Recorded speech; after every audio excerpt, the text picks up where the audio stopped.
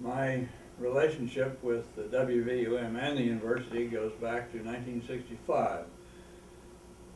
I was invited by President Henry King Stanford to come to the University of Miami to accept the newly created position of Vice President for Student Affairs, and I was also a professor of higher education.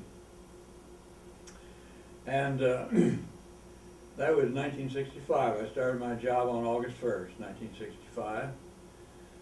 The first act that I performed for the university after accepting to come was to sign some papers for the incorporation of WVUM as the Men's Residence Halls Association, Inc., in the state of Florida. Up until that time, actually the WVUM was sort of a wire station running through the men's residence halls and was confined to the residence halls.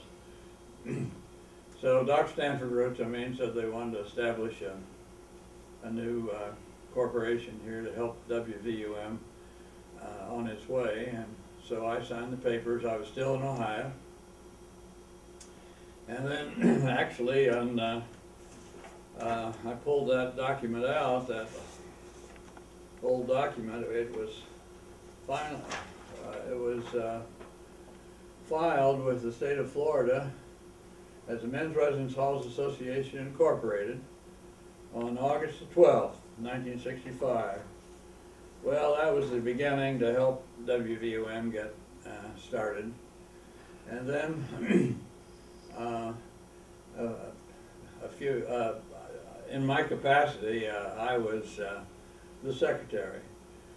Dr. Stanford was the president, and vice president for business and finance, Gene Cohen, was the treasurer.